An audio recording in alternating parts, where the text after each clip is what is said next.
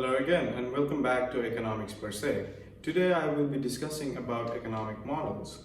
So what is a model? A model is a simplified representation of a reality which is used to understand and explain real life situations. And how do we create a simplified representation of an economy, you ask? There are two ways you can do that. Economists do it by finding and creating a real but simplified economy. For example, economists who were interested in studying the role that money plays in an economy studied the system of exchange that got developed in World War II prison camps. They observed that cigarettes became a universally accepted form of payment inside the prison camps, even among the prisoners who did not smoke. The second and the most popular way of simply representing an economy is to run simulations or tests on computers. An example of that would be, say, for example, the government proposed to increase the payroll tax. Before imposing this new tax law, the government would ask economists to use tax models to do large mathematical and computer programming and to examine and assess how the proposed tax law would affect the unemployment rate in different sectors or industries. In economics, there is a Latin phrase we use, Ceteris Paribus. In English, it means other things remain the same or held constant. Ceteris Paribus is an assumption that economists make. This assumption is important because it allows us to hold everything else constant and study how one change affects the overall economic outcome. It also makes a model simpler, and that is why models are very important as well. Because their simplicity allows us, the economists, to focus on the effects of only one change at a time. Think about the previous example. Would an economist's unemployment rate only depend on the payroll taxes? No. There are several other factors playing more vital and important roles to it, like an employee's education, that employee's skills and experience, an employer's requirements and income from previous periods, and maybe even seasonal and the other structural changes in the economy. So, how do economists measure just the effect of change in payroll tax on unemployment? The answer to that is Ceteris Paribus. We will learn more about this in the later chapters and about the models in our future videos on Econometrics. Now I'm going to discuss about Production Possibility Frontier, or PPF. From the principles of economics, we have learned that trade-offs are important in doing a cost-benefit analysis to reach to a decision. And PPF is a model that helps economists understand trade-offs better. This model shows the trade-offs facing a simplified economy that only produces two types of goods, let's say corn and wine. This simplification allows us to show trade-offs in a graph. Let's say in this graph, in the y-axis, we have the quantity of corn in tons, and in the x-axis, we have quantity of wine in thousands of bottles. Now let's say this graph represents the Canadian economy, where it produces either 120 bottles of 120 tons of corn or 40,000 bottles of wine. And now if we join these two points here, we will have a hypothetical production possibility frontier.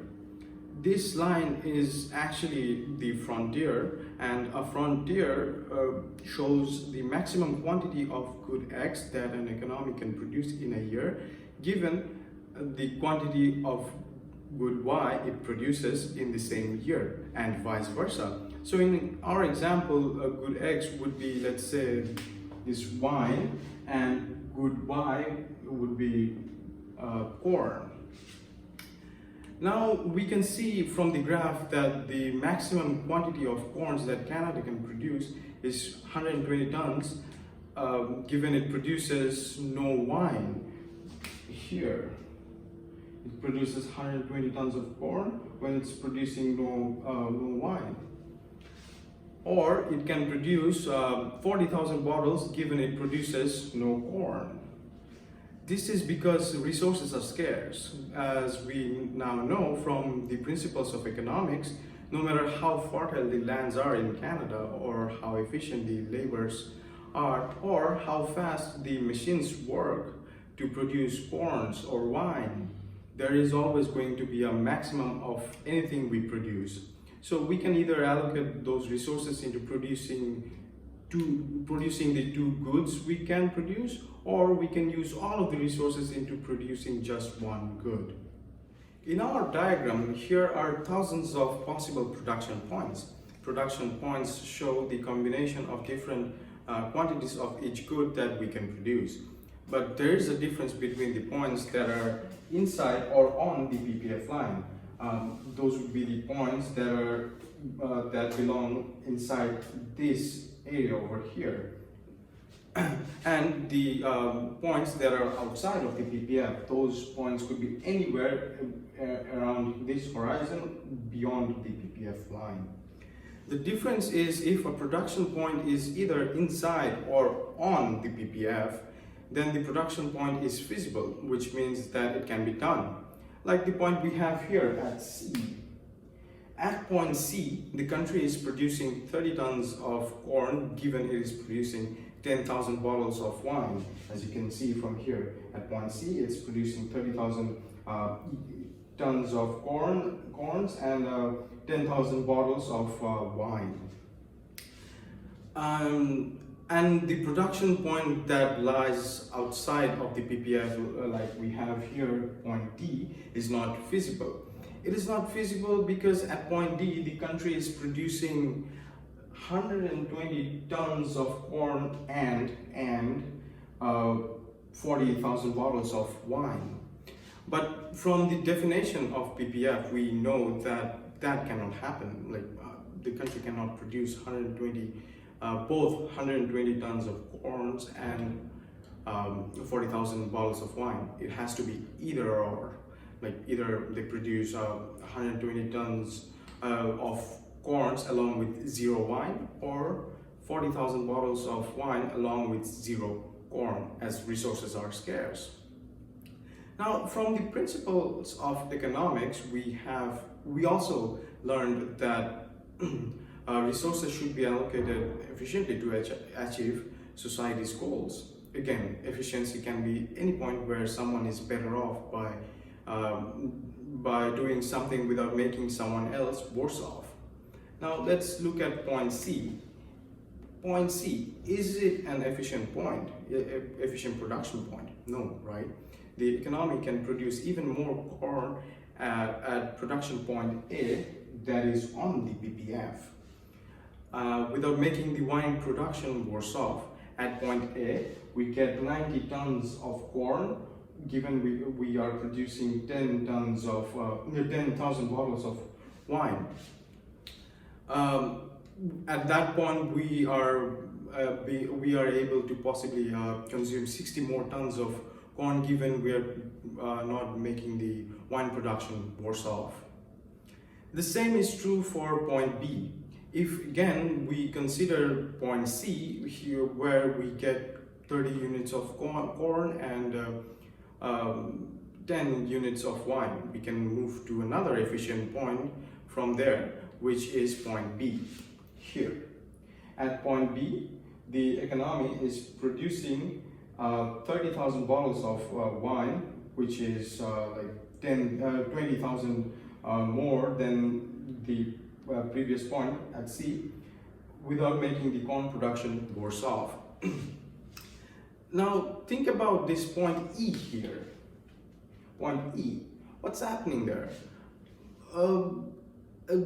There at that point, the corn production is getting even better off and the wine production is not getting worse off. Then why is not that an efficient point? That is not an efficient point, because even though either of the productions is not getting worse off, the resources are. To get to that point, either we will have to over-fertilize the land, or the laborers will have to work more than the hours they are supposed to work. In other words, the resources are getting worse off. So far, what we did was understand how an economy can be efficient in production. We also must understand that this is just one part of achieving efficiency in the economy. The other part is being efficient in consumption allocation. Think about these 2 points, A and B. Both of these points are efficient, as being in one of these points, you cannot produce more of one good while producing less of the other. However, these 2 situations may not be equally desirable to one society. Suppose the society in hand prefers to consume more corn than wine. Then for this society, the production point B would be inefficient consumption allocation, because it would rather like to have more of corn produced at point A than at point B. In the real world, Soviet Union, a command economy, was inefficient in consumption allocation. There are reports that claim there were stores in Soviet Union stocked with unnecessary objects that few people wanted, but the stores would run out of supplies, of basic supplies such as toilet papers. Another fundamental and useful tool that can be illustrated using the PPF model is opportunity cost. As we now know that a true cost or opportunity cost is not the money one spends on buying a product or a good. It is something that must be given up in order to buy or get that good. In our PPF model, let's say that the economy is already producing at point A, and now it decided to produce at point production B, production point of B. So what's happening with this change? With this change, the economy is producing 20,000 more bottles of wine. We are moving from A to B, 20,000 more bottles of wine, and it is producing 60 tons or 60 units of less of corn. In other words, 60 tons of corn must be foregone to produce 20,000 more bottles of wine. It means that 1,000 bottles of wine will have an opportunity cost of 3 tons of corn. Basically, the formula for opportunity cost would be the units that we are foregoing divided by the units that we are gaining.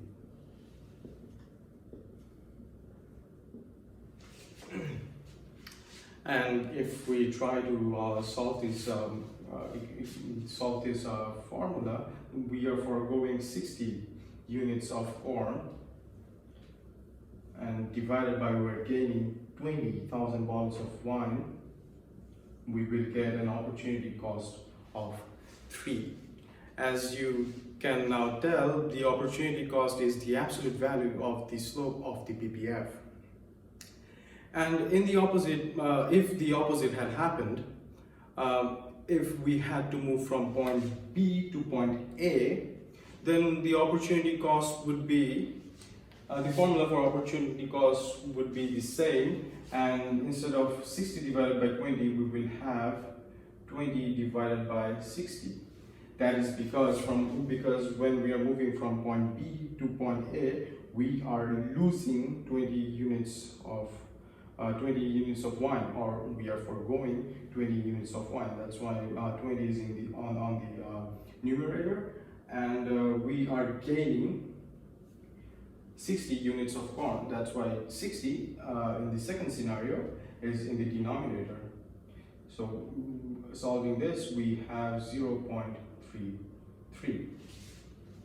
In other words, it would be that the society would have to forego 333 bottles of wine in order to produce one more ton of corn. In this particular economy of ours, no matter which point we move to on the PPF, the opportunity cost is always going to be the same. That is, going up at any point from, let's say, B to A, or any point on the PPF going up, we will have the opportunity cost of 0.33 when the wine production is decreasing and the quantity of corn is increasing, and going down at any point where the quantity of corn decreases with an increase in quantity of wine, will have an opportunity cost of 3. It means that the economy is facing a constant opportunity cost. This is because our PPF model is linear. There might be non-linear PPF models about which we will learn in later videos. In an earlier video, I talked about prosperity, and one of the key factors that bring prosperity is economic growth. By studying PPF, we can also understand what it means when economic growth is talked about. Economic growth can be defined as the growing ability of the economy to produce more goods and services. So with our PPF graph, the economic growth would look something like this, where the economy is producing, let's write it here, 180 tons of corn and 60,000 bottles of wine. There are two sources that cause this outward shift of the PPF. This is an outward shift from the previous condition. And one of those sources is known as factors of production. Factors of production are any resources that are used to produce goods. The main four factors of production are land, labor, physical capital, and human capital. You might have a question now. How do these factors of production contribute to economic growth? To answer that question, think about what would happen if a new piece of land was recently discovered in southern Ontario that promises 20 more tons, or in our case, 60 more tons of corn a year. What would happen if hundreds of more people started to migrate to southern Ontario to work in that corn field? What would happen if engineers built a new machine that husks corns quicker and more efficiently? And finally, what would happen if a winemaker in British Columbia tries a new way of fermenting their wine quicker and better, and they succeed? The answer to the first three questions would be that those scenarios would result in an overall increase in corn production, and the answer to the last question would be that wine production would increase as well. And collectively, all those scenarios would lead to the economy reaching to a new height at this outward shift in PPF. The second source of economic growth is technology. This is defined in economics as the technical means of producing goods and services in any level. A good example of this would be how the universities are conducting classes through the online and digital means during the COVID-19 pandemic. With the troubles that the pandemic has brought forth, it did not stop the educational institutions from educating the student population. Even 10 to 12 years ago, if the pandemic had occurred, schools and universities would not have succeeded in doing this. In this example, the technological advancement is helping the economy by keeping the flow of producing skilled workers, thus increasing our factor of production and thus achieving the economic growth. That's all for today. I'll see you in the next video, where I will be discussing comparative and absolute advantage and gains from trades. And if you found the video helpful, please like the video and subscribe to our channel. I'll see you the next time.